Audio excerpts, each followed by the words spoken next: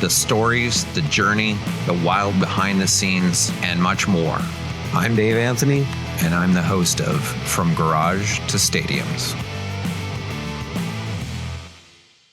What, in your view, is their place in musical history? What will they be remembered for?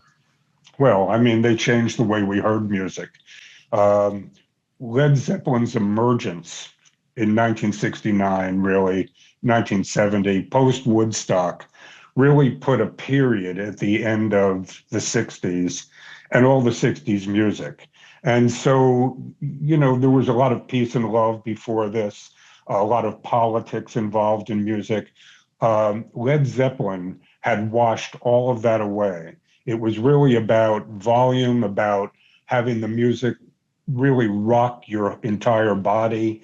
And it changed the way we listen to music. Led Zeppelin has an enormous influence on not only where music was, but where music was headed and where it was going and what became of it.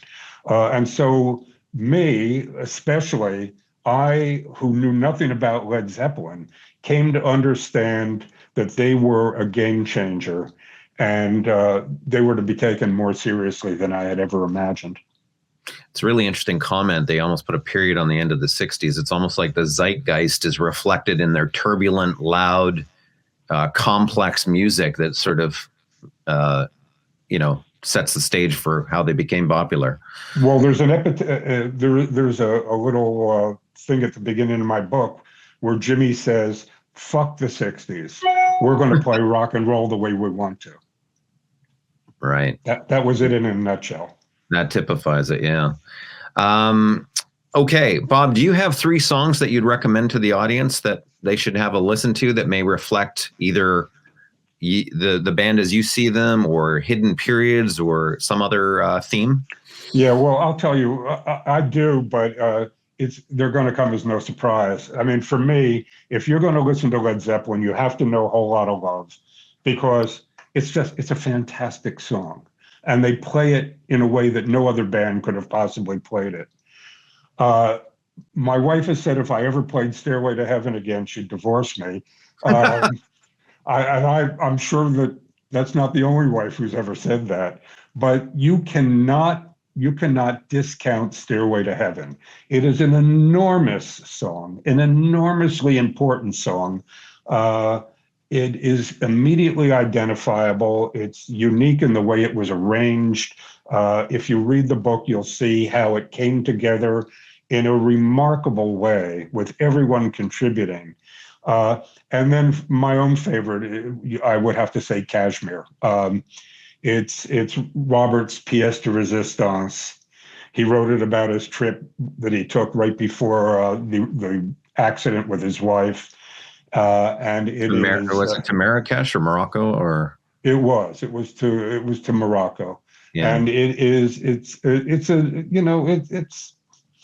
it's a masterpiece. It's a mini masterpiece. So those 3 songs, as I said, they're pretty obvious, but for me, that's Led Zeppelin in a nutshell. It's very interesting if we wind back to the beginning of this story where you told about these 2 prodigies in the studios meeting these 2 guys who played in pubs. If you actually go to the end of the tale and follow their lives, the guy that was the pub singer without a band, who had the pipes but no band, he actually goes on to become a star again with his own career with, when you want to talk a little bit about that?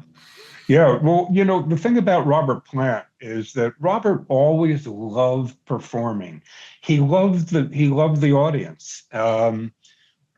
Jimmy loved the whole Led Zeppelin aura. Jimmy cared more about putting it together, making it the biggest thing that ever happened. He never connected with the fans. So Jimmy really never really connected with a band again. Jimmy has spent the last 30 years of his life remastering Led Zeppelin records. He doesn't sit in with other bands. He doesn't play with other musicians. Robert plays with everybody. And I think that goes back to your original question, Dave, of why Led Zeppelin didn't have a bigger connection with their audience, say in the UK, and that's that Jimmy just wasn't an outgoing guy. Robert's career has continued because he's engaged and loves to perform, and he's curious about all phases of music. Mm-hmm. So he's dived deeply into, I guess, what is commonly known as kind of the Americana music, blend of country music, blues, folk. He's teamed with bluegrass singer Alison Krauss. They've won Grammys together. They have, and it comes as no surprise. Robert was always interested in rhythm and blues. He was a great collector as a kid. He latched on to a country singer named Ral Donner. Your listeners should really go listen to Ral Donner, kind of an Elvis Presley imitator who was fantastic. So Robert was always curious about kind of rockabilly music, and has really followed that dream and is still performing and experimenting with it. I urge everyone to go out and buy Bob's book, Led Zeppelin, The Biography. It tells a rollicking tale of the origins of this band, all the way through the various periods and right up to the end. Bob, I really enjoyed the book, and thank you for being here today. It's been my pleasure. Thanks so much.